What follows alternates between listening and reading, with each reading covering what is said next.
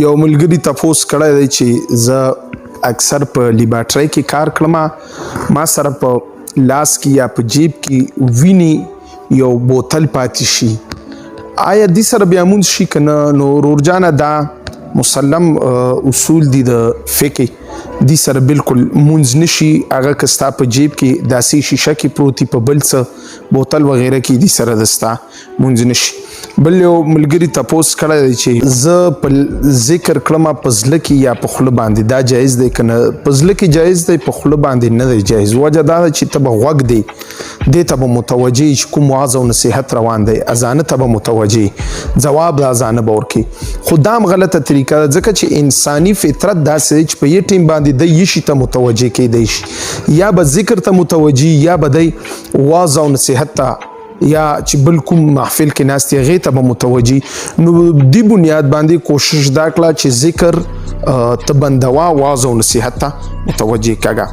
دا بل یو تپوس چا کړی چې نن سبا اکثر خلک موبایلونه په قسطونو باندې اخلي. ما ته چې کوم روټین معلوم دی نو دا ترتیب بالکل جایز دی، په دغه کې ته موبایل وغیره چې دی دا اخیستی شي.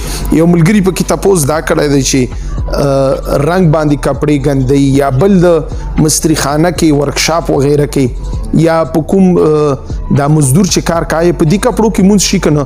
ورور جانه مونځ پکې شي، دا ګنده نه دي، دا صفا دي، دا شی نه. خو کوشش به دا کړي چې ته په مونځ هغه لباس کې وکړي چې په کوم لباس کې ته عام روټین کې خلکو سره میلاویدی شي. خو که ته داسې چې عام چا سره نشي پکې میلاویدی او هغه کپړو کې بیا ته الله جل شانهو ته ودرږې، نو دا مناسب نه ده. بیا یو بل تپوس چاپ کې کړی دی چې په ګس لاس باندې تسبیح اړول بهتره، خو په ښي لاس باندې او که په ګس لاس باندې چا تسبیح واړولې څه خبره طرف کې نشته. یو شاهنواز ورور پوښتنه پکې کړې ده چې په قبرستان کې تیرګې شپې، نو آیا هغه زه دعا ورته کړی شم که نه؟ بالکل شپې هم ورته کړی شي او ورځې هم ورته کړی شي، څه خبره طرف کې نشته دی.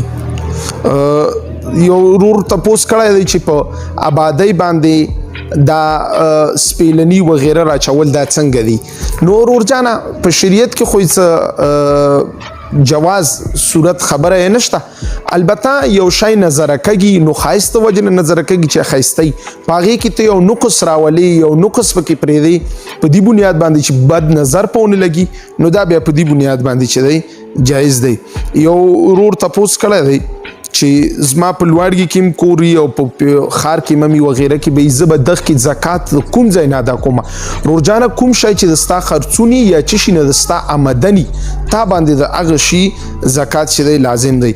زنانه ویښته یا د بدن بل یو شی فروخت کول څنګه دي؟ دا بالکل شریعت مطهره مونږ او تاسو له دې اجازت نه راکوي، دا خرڅول وغیره نه دي په کار.